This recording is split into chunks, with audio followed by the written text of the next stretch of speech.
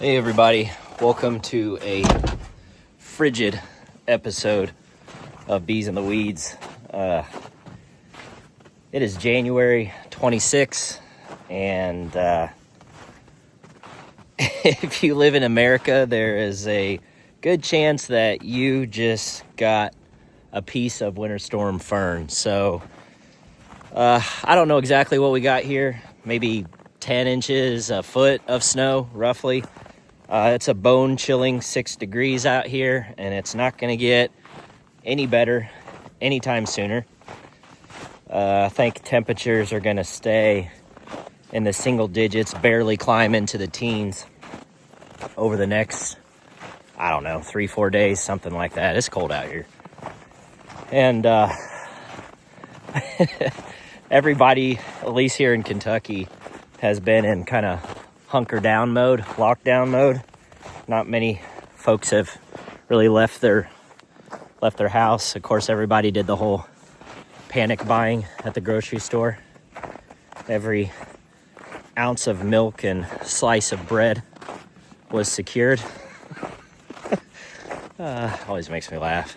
I don't have my boots on either, and I'm trudging through this. I was just gonna go check on the hives, just get a visual, see how they're doing. I haven't been out here since the storm hit, but this freaking storm blanketed the country. I mean, it was everywhere. I think even like Texas all the way to Georgia, Oklahoma, everywhere. I don't think it reached all the way to California or anything, but it was a massive storm. And I feel like I'm in Canada. There's the colonies.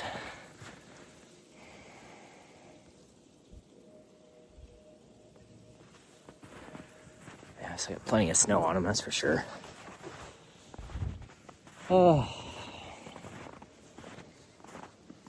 Quick status update. I've lost 3 so far. 1, 2, 3. Ironically, the 2 in between the 2 licensed polystyrene hives didn't make it. And the 2 licensed polystyrene hives are kicking butt and taking names. Knocked on the door the other day, and there was an absolute huge roar, which checks out. And then I popped the tops off these 2, and teeny tiny little cluster left, about the size of a golf ball. Saw the queen in both, and she looked like a tiny little runt. So plenty of food, frames upon frames of honey. They were right on the honey. It's not like the honey was a frame over and they couldn't get to it because it was so cold and they couldn't move. So my best guess, without doing a mite wash on the tiny little ball of bees, which I'm not going to do. I shouldn't say that. I may get bored this winter, and when I take that back into the pole barn there, I may just do a, what do they call it? What does Jake call that? Autopsy or something. What do you call it when you see what take a look at the dead, I guess, and what happened. But yeah, anyway, like my best guess, queen failure, because there was no brood. There was no brood, and it appears to me that the population just kept dwindling and dwindling until they could no longer support, the cluster could no longer stay warm, because there was not enough bees. There was not enough bees. And going into the winter, these colonies had plenty of bees. I can tell you that much because I inspected and looked at each one of them. So I don't know. Maybe with no new bees hatching and the fat bees just didn't make it, or maybe they were sick from mites, but the cluster was too small to support any level of warmth in the colony, and probably support any brood rearing for that matter. But I think maybe the queens didn't get mated very well, or they just failed. Who knows? Your guess is as good as mine, but 3 of them are gone. So, c'est la vie, it happens. And honestly, if I were a betting man, there could be another here, another 1 or 2 or 3. My fingers are crossed that they're all fine.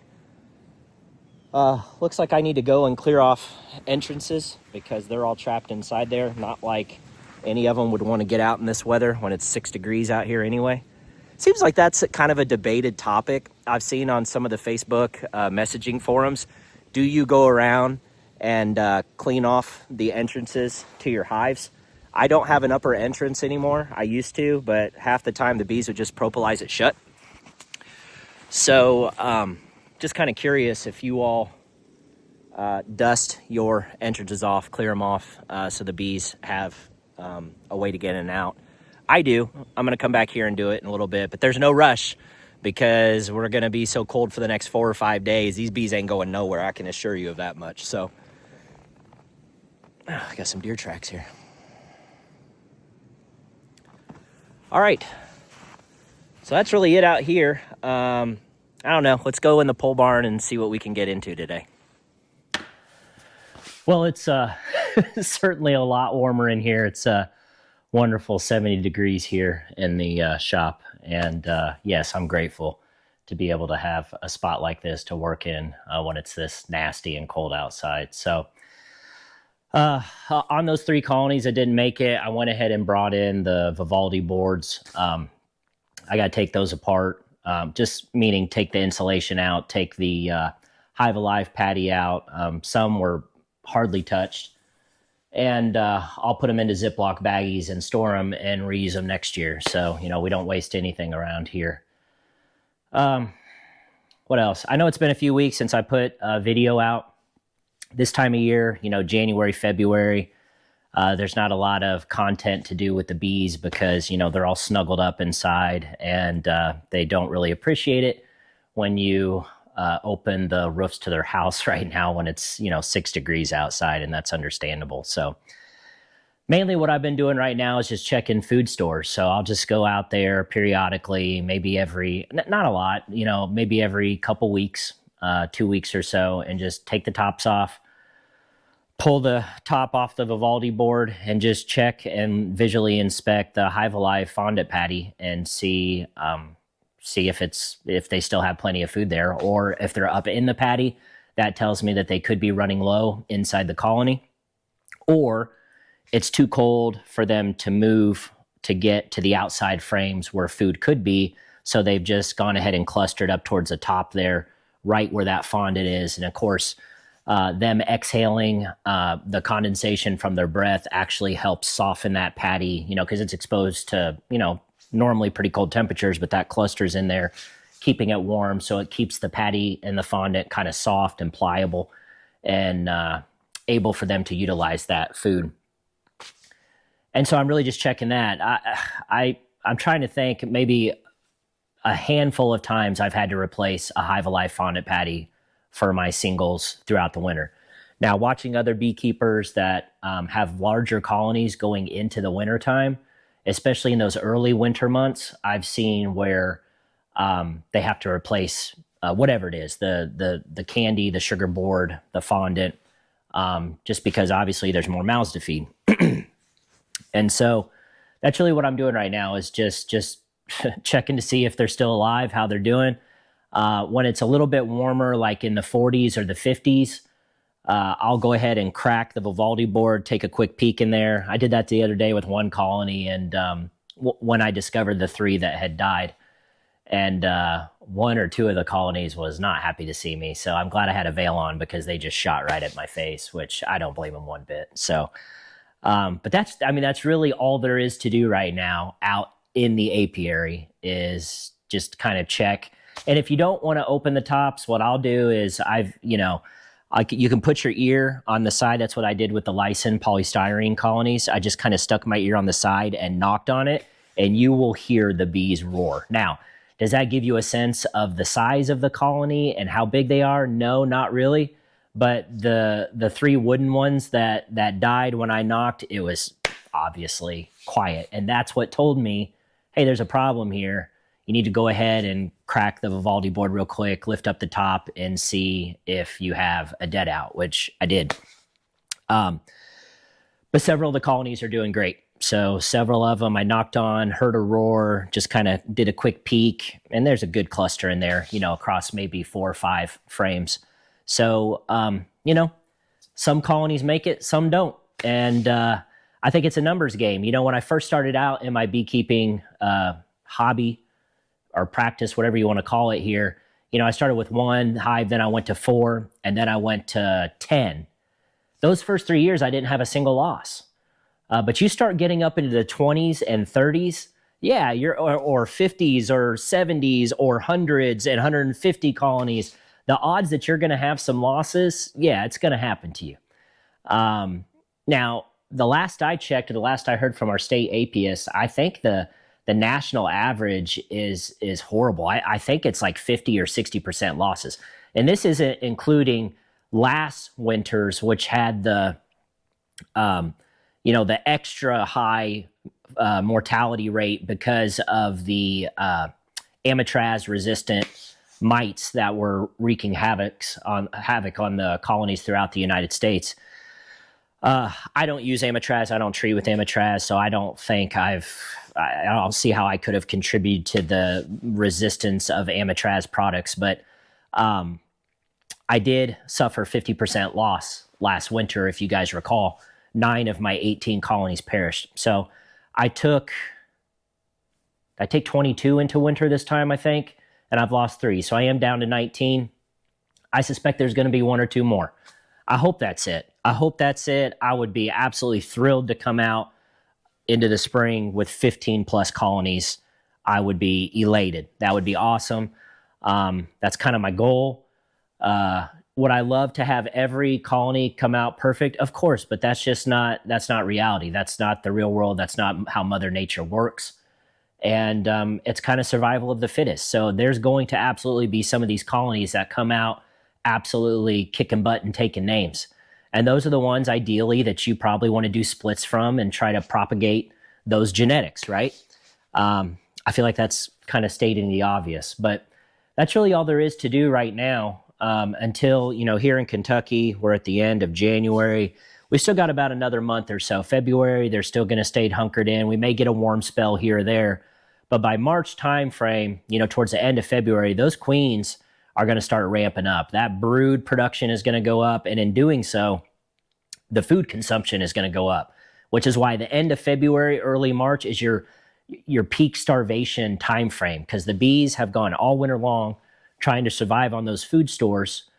And by the time you get into the late winter, very early spring, before any sort of flow begins, before any pollen is available or any nectar sources out into the wild, just do the math. You got more mouths to feed, they're ramping up, population is increasing, and your food supply is decreasing because there's nothing natural out there available yet. So that's the main thing that you're going to want to make sure that you monitor and check in the late winter is food levels. And like I've told you guys, I prophylactically feed Hive Alive patties on every single colony.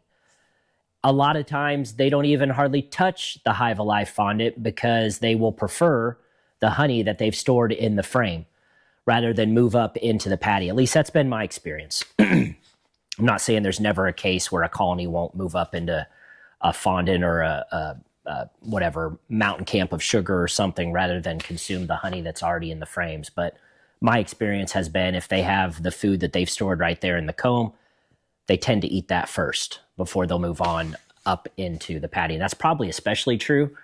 This is just me assuming because I don't run doubles, but I would think in a double scenario, if your cluster is in the middle in between those 2 deeps and you've got the fondant up here on top, the cluster is certainly going to want to eat the food that's right around here instead of climbing all the way up a frame to get to the fondant patty up above, right?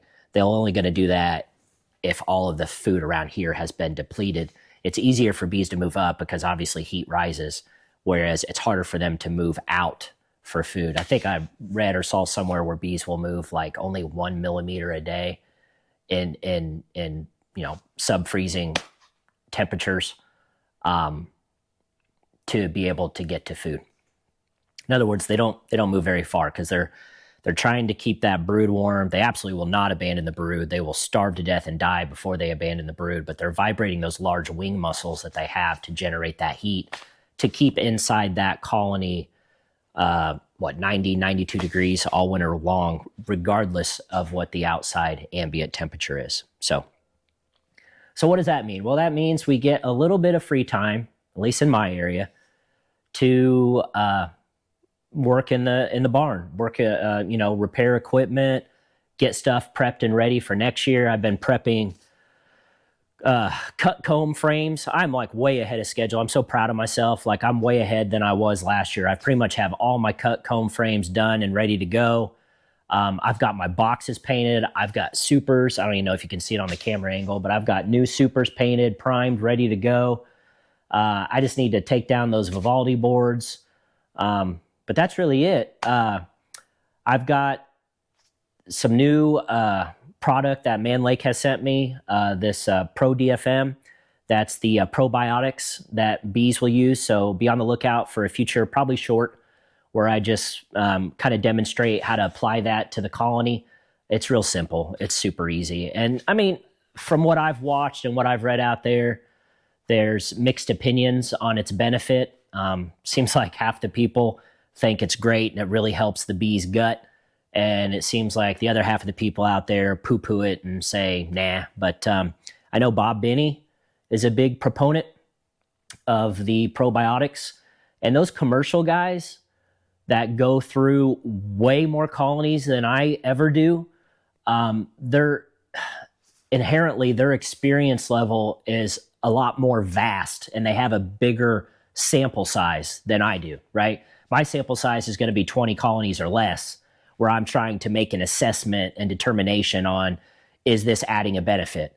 But when you see the commercial guys like Bob Binney saying, look, I've kept bees for years without probiotics, and now I'm keeping them with probiotics, and I can see a difference in their health, a qualitative analysis, not necessarily quantitative with science and research, which I'm sure that's out there as well. I would love to get my hands on it. If you guys want to drop a comment on any sort of scientific backed research on the benefits of probiotics with honeybees, I'd love to read it. I think a lot of what I've seen and read online is anecdotal, but basically somebody that just has a lot of experience and they can just tell whether a colony appears and is functioning healthier than without, right? And so why not give it a try? I mean, to me, that's half the fun of beekeeping, is trying a lot of this stuff, right? Seeing what works, seeing what maybe doesn't work, seeing what seems to be better for your bees and what might not be. I mean, that's part of the reason I got into beekeeping, is because it's just fun to experiment and try different things. So I've kind of been fooling around with candle making. So it seems like every beekeeper at some point in their beekeeping life dives into candle making.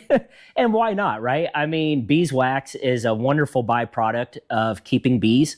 And why not try to make use of that wax other than just giving it back to the colony, right? And so at the North American Honeybee Expo, I bought my first mold. And let me grab the camera and bring you in here so you can see a little better.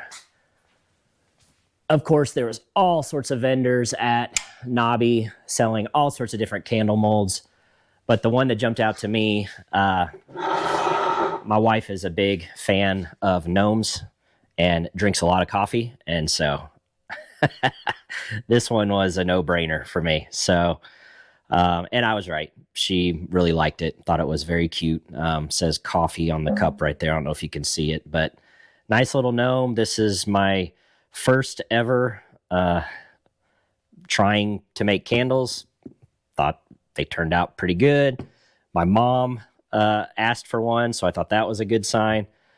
These molds are pretty easy to use. I'll do a future video. It'd be a good one to do, just maybe a quick 10-minute video on how to prep candle molds and use your beeswax, melt it, what exactly you need to do as far as wick size and all that stuff, and what the heck is this thing and why do you need it, and why do you need rubber bands, and why do you need mold release and stuff like that. So stay tuned for a future video. We'll get that one out there and I'll show you how I do that. I really like this Wax Master melter. I've got 2 of these.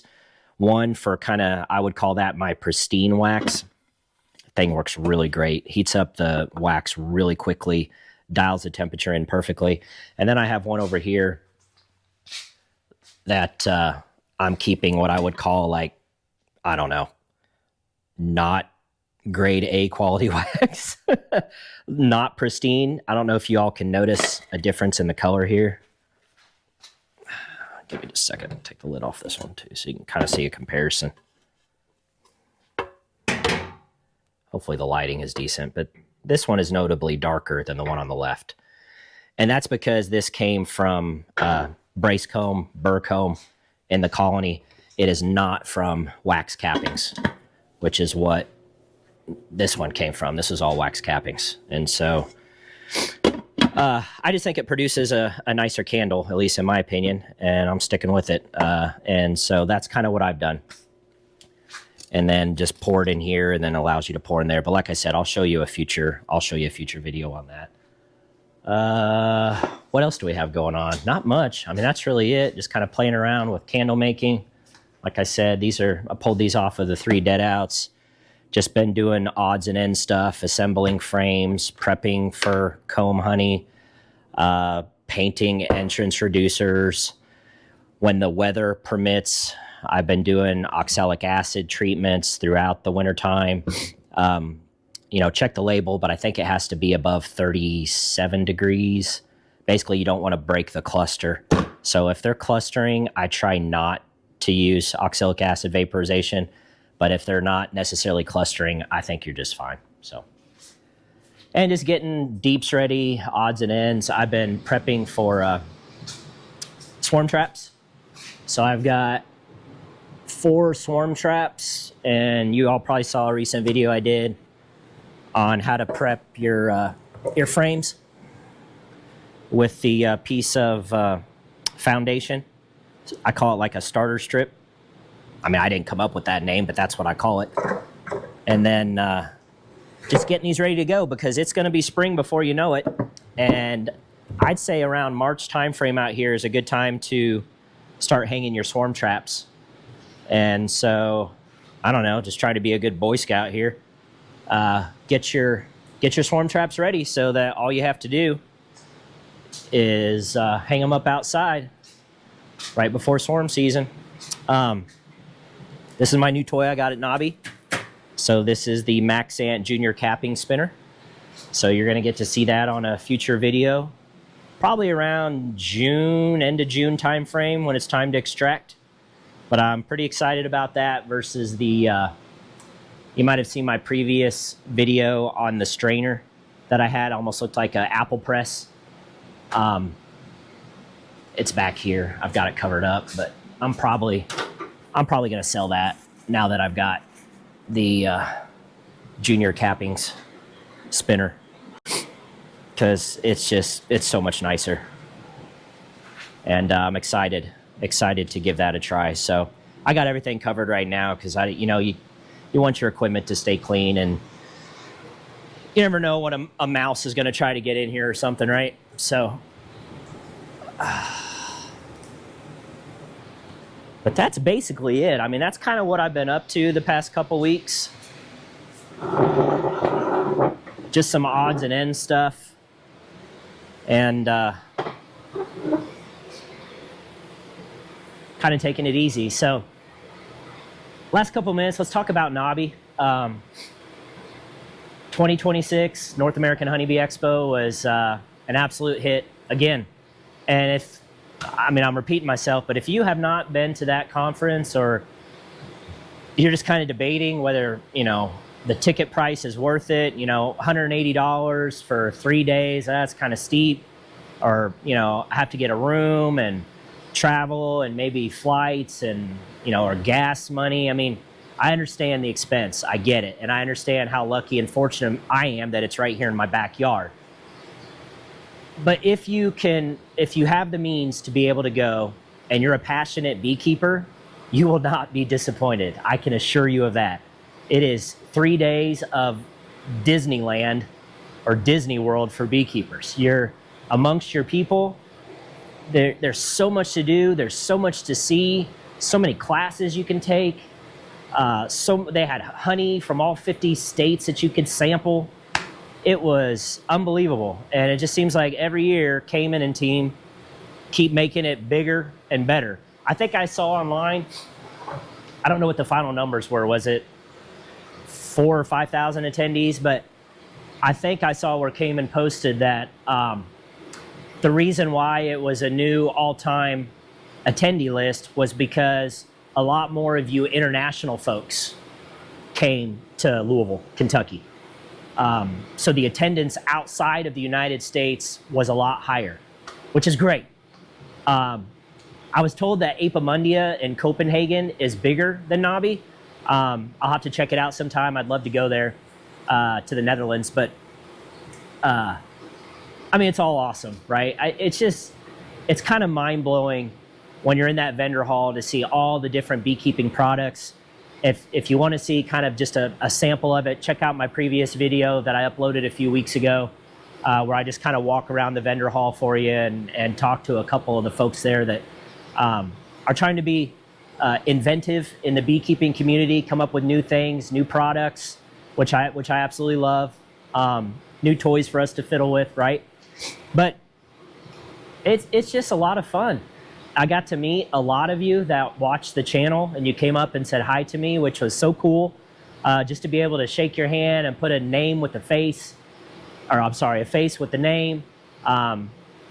Knowing your handles on YouTube, but the comments, and then being able to meet you in person and telling me where you're from and kind of how many colonies you have and a little bit about your own beekeeping history. I find that exciting. I find it interesting, and I'm an extremely outgoing person. That's just my nature. So I've never met a stranger. I love meeting new people, especially beekeepers. And I could, as you probably found out, I could sit there and talk your ear off for a very long time. So I get that honest from my mom. She's a very outgoing person. But yeah, just if it's within your means, I cannot recommend enough going to the conference. I think you could even make it if you're lucky enough to where your significant other is into bees as well, then I think you've got a built-in vacation designation spot, right? My wife could care less about beekeeping, so I'm kind of on my own when it comes to that, and that's okay. We all have our things. She loves gardening and foraging, so there's a little bit of overlap there. I bought her for Christmas that Beekeeping apothecary book.